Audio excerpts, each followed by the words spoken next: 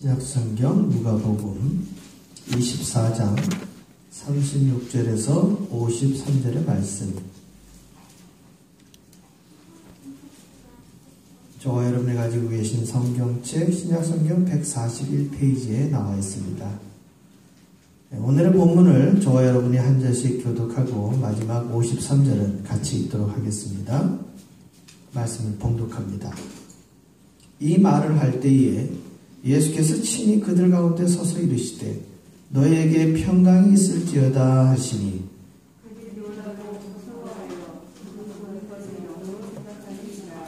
예수께서 이르시되 어찌하여 두려워하며 어찌하여 마음에 의심이 일어나느냐.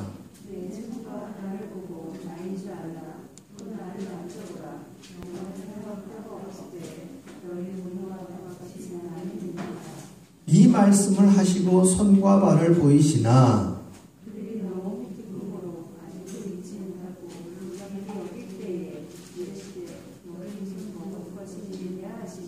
이에 구운 생선 한 토막을 드리니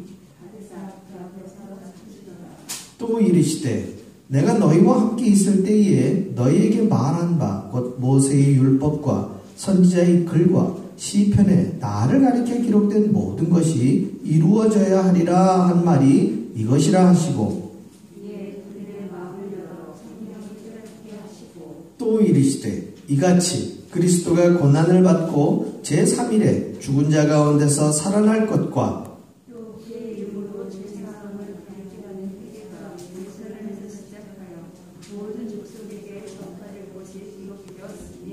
너희는 이 모든 일의 증인이라.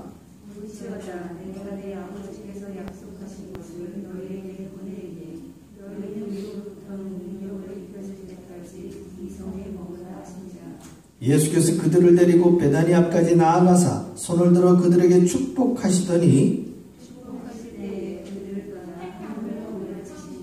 그들이 그에게 경배하고 큰 기쁨으로 예루살렘에 돌아가 늘 성전에서 하나님을 찬송하니라. 아멘. 그들의 마음을 열어라는 제목으로 함께 은혜를 나눕니다. 예수님께서 부활하신 후에 먼저는 무덤을 찾았던 여인들에게 나타나시고 또 그 다음에 베드로와 사도들에게 나타나시고 또 오늘의 본문처럼 모인 무리들 가운데 나타나시는 거예요. 그러니까 단 일회적인 사건이 아니라 지금 예수님을 공생의 기간에 따랐던 그 많은 무리들에게 여러 곳에서 예수님이 계속 보이시면서 당신의 부활하신 것을 지금 보여주고 계신 거예요. 특별히 그것이 무슨 환상이나 또는 생각 중에 머무는 일이 아니라 실제 물리적인 현장에서 모든 이들에게 실제적인 사건으로, 귀에 들리는 소문이 아니라 실제적인 사건으로 보여준다는 것이죠. 이유는 한 가지예요. 우리가 익히 누가복음을 지금 쭉 같이 보시면서 아시겠지만 여인들이 그 새벽 미명에 예수님의 무덤에 가가지고 예수님이 그 자리에 없던 것과 또 마리아 같은 경우 예수님을 동산지기인 줄 착각하였지만 어땠습니까? 실제 만난단 말이에요. 그래서 그 얘기를 특별히 베드로나 야고보나 요한과 같이 예수님의 가장 가까운 사도들에게 얘기했었을 때 그 사도들조차도 예수님의 부활을 믿지 못했다는 것이죠. 그래서 결국 어떻게 했습니까? 베드로와 요한 같은 경우 그 얘기를 듣자마자 뛰어 달려가가지고 여인들이 이야기했던 예수님의 무덤까지 가서 본인들도 그것을 어떻게 했습니까? 눈으로 확인했죠. 그 자리에 안 계신 것을. 그래서 그들이 와서 예수님에 대한 이야기를 했는데도 잘 믿지 못했다는 것이죠. 심지어 지난주에 우리가 엠마오 도상에 가던 그 두 제자 역시도 부활하신 예수님이 직접 그들에게 나타나서 그들과 이야기를 주고받았을 때에도 어떻게 당신만 이 사실을 모르느냐 하면서 오히려 예수님께 반문을 하는 그런 상황들이 됐다는 거예요. 이유는 뭐겠습니까? 모든 사람들의 경험치에 죽은 사람이 살아나는 것은 사실 머릿속에 이성적인 사고로 그거의 여지를 두지 못했다라는 것이죠. 모든 인류 역사에서 어떤 사람이 됐던 누가 되었던 죽으면 그냥 끝이잖아. 죽음 이후에 그 어떤 계획이나 죽음 이후에 어떤 상상들, 이런 것들은 살아있는 사람들에게는 의미도 없을 뿐더러 그 이후에, 죽음 이후에 여러분들의 계획이 이루어질 거라는 어떤 기대가 있어요? 없다는 것이죠. 모든 인류의 역사에서 죽음은 그냥 완전히 모든 것이 끝이 나는 그런 결과이지, 그 이후를 인간 스스로가 계획하고 만들어갈 수 없다는 것이 모든 사람들이 갖고 있는 공감되는 경험치였다는 것이죠. 그렇기 때문에 사망 권세를 깨뜨리시고 부활하신 주님의 능력과 그 부활 이후에 이 예수의 이름을 믿는 모든 이들에게 영생을 허락하신 하나님의 능력은 인류의 역사나 이성으로는 검증할 수 없는 거예요. 이건 오직 뭐예요? 믿음입니다. 오직 믿음. 하나님께서 당신의 하나뿐인 독생자의 이름을 믿는 모든 이들에게 주시는 하나님의 선물이에요. 그래서 이 구원과 영생은 사람들의 어떤 노력이나 자신들의 어떤 경험 갖고 얻어낼 수 있거나 의지로 이루어낼 수 있는 것이 아니라 에베소서 2장 8절과 9절에 나와 있는 것처럼 이것은 전적인 하나님의 은혜이자 선물이에요. 그것을 받았을 때 받은 사람은 그것을 뭐하기만 하면 믿기만 하는 것이지, 거기에 개인적인 노력은 전혀 들어가면 안 되는 거예요. 노력 여하에 따라서 얻어지는 결과물의 차이가 없다는 것이죠. 왜요? 전적인 하나님의 능력이기 때문입니다. 특별히 부활하신 예수님 이후에 얻어지는 삶은 우리가 영생이라는 표현을 씁니다. 영생. 이것이 이제 한자로 보나 한글로 보나 영어로 보나 영원히 사는 것이라고 우리가 문자적으로 알게 되는데, 우리가 여기서 한 가지 더 아셔야 될 것은, 영생이라는 것은 단순히 죽지 않고 영원히 사는 것이 영생이 아니라, 특별히 저와 여러분 예수를 그리스도라 고백하는 하나님의 자녀들에게 있어서 영생은 하나님을 아는 것과 그가 보내신 예수님을 믿는 것이 영생이에요.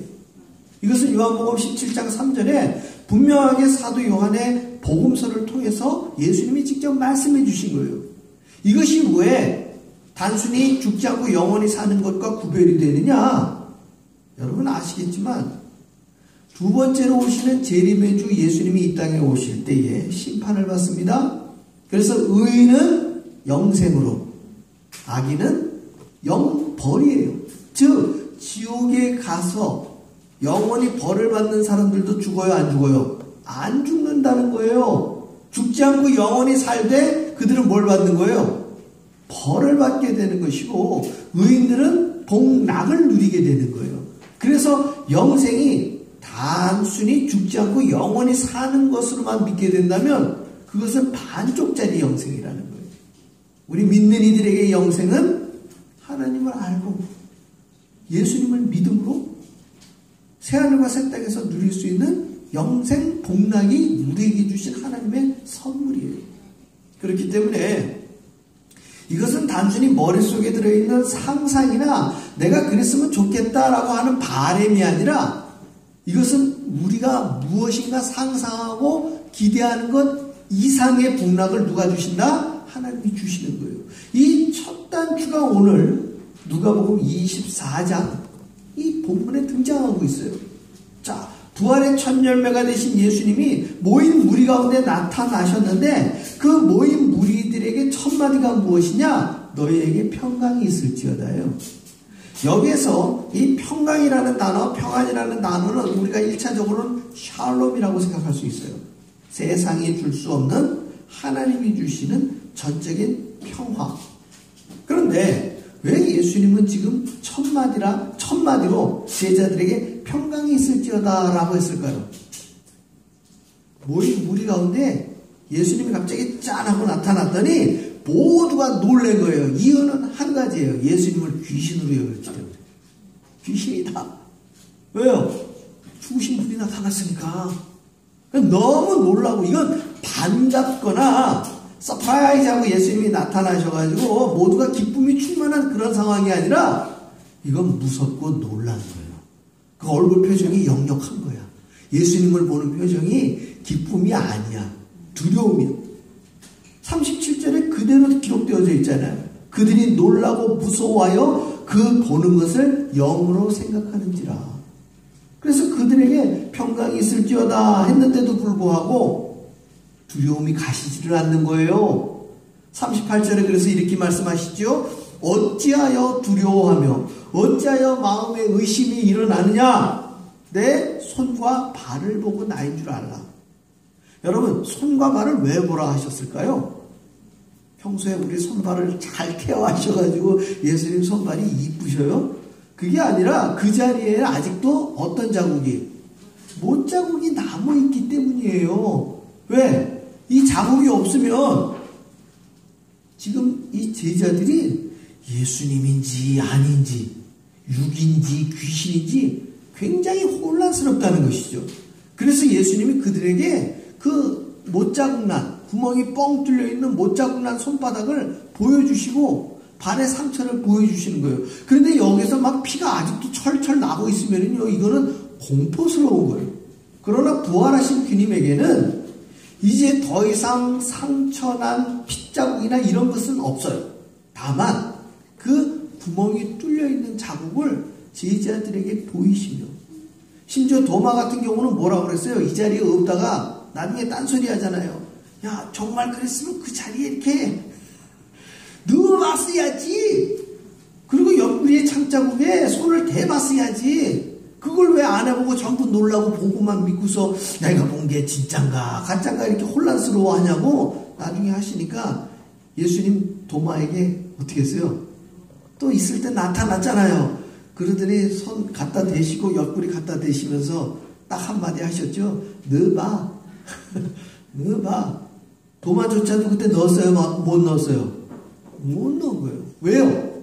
이제 부활하신 예수님은요, 비록 그 손에 못자국이 있고 발에 못자국이 있고 옆구리에 창자국이 있어도 그들이 공생의 기간에 만났던 예수님과는, 그리고 십자가에 달리시기 전까지 정말 처절하리만치 고난받고 수모를 당하고 조롱을 당했던 그 비참한 모습과는 완전히 다른 모습으로 부활하셨기 때문이에요.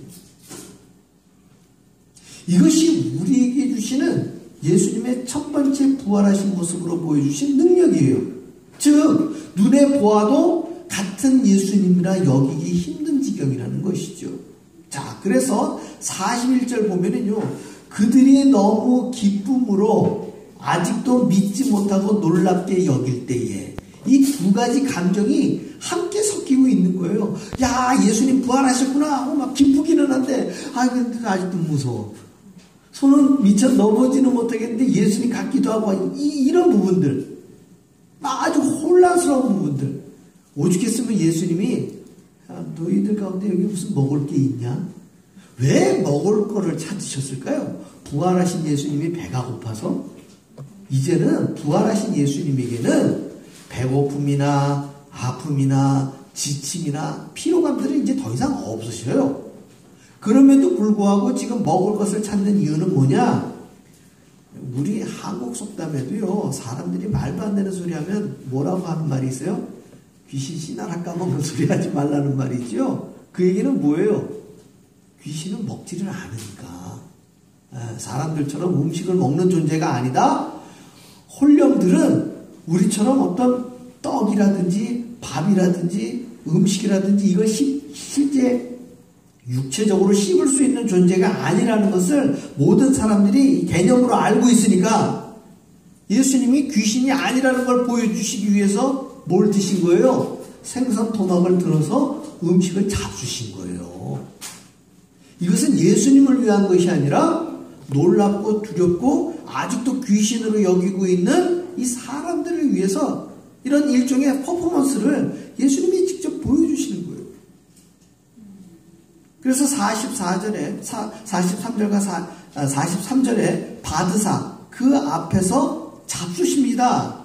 자, 그래서 1차적으로 제자들과 무리들 앞에 나타나신 예수님께서 놀라지 말아라. 그리고 퍼포먼스를 통해서 제자들을 안심시킵니다.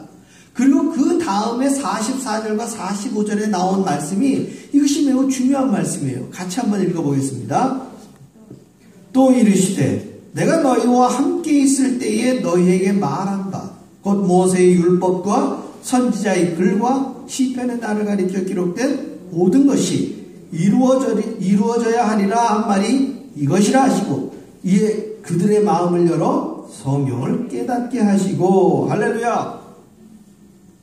여러분, 44절에 있는 기록된 말씀들은 이미 모든 이들에게 주어져 있는 말씀이에요.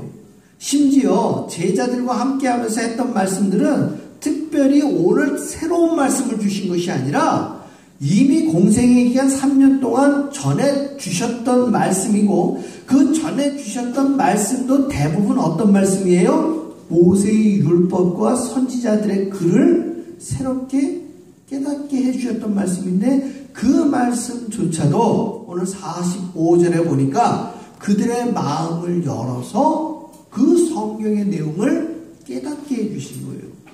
새로운 어떤 말씀을 전해주신 새로운 말씀이 아니라 그들의 마음의 문을 열어서 깨닫게 해주신 새로운 말씀이라는 것이죠. 사랑하는 성도 여러분, 예수님은 오늘도, 성령님은 오늘도 우리의 예배 가운데 하나님의 말씀을 선포해 주십니다.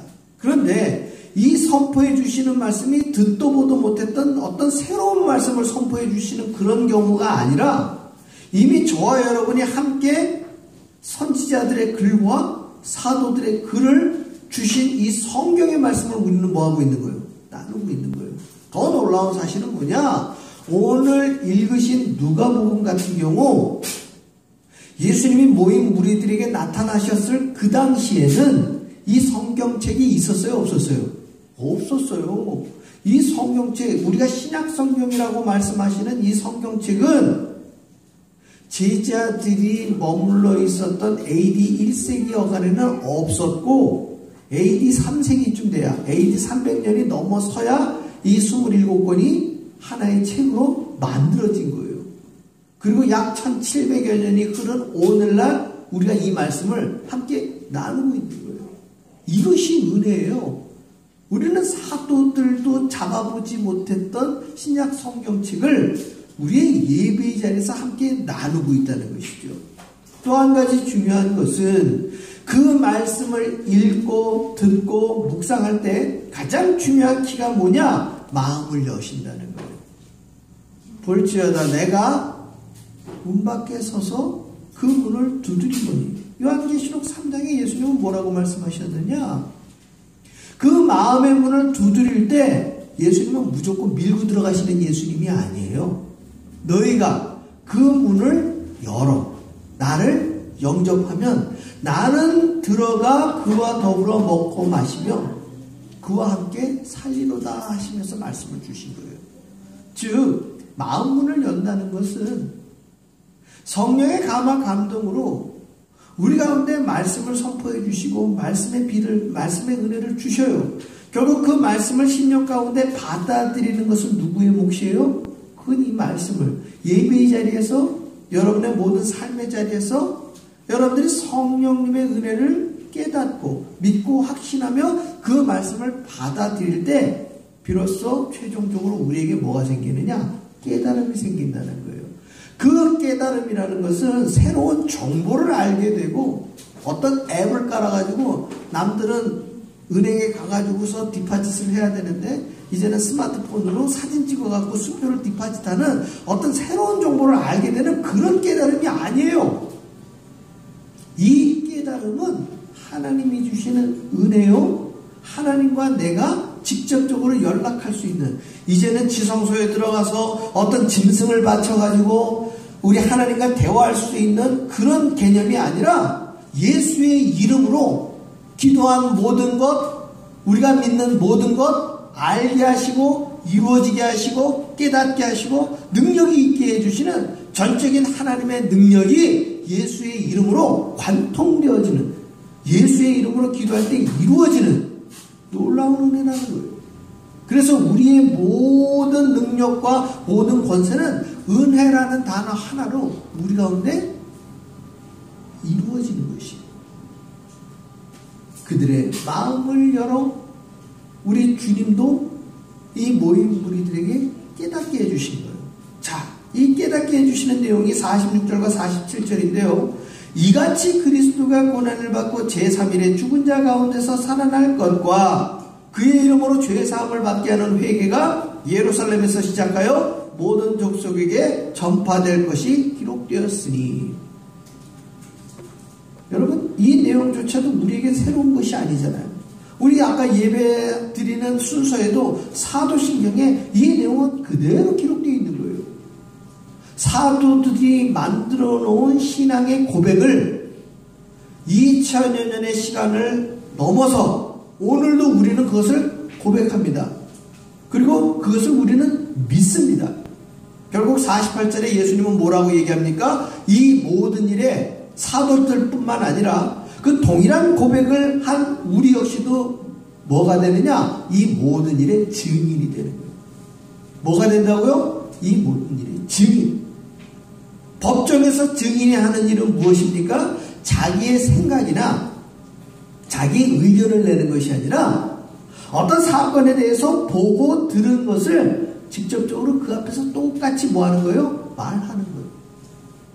우리에게 있어서 증인으로서 고백하게 될 내용은 뭐냐? 그것이 바로 46절과 47절에 나와 있는 내용이에요.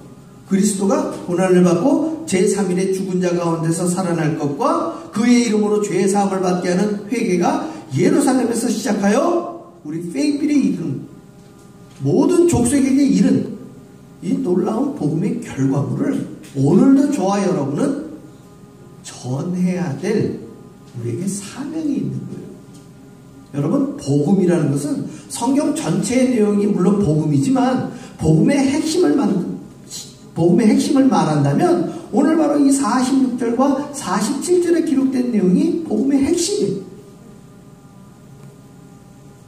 예수님은 49절에 이렇게 이야기합니다.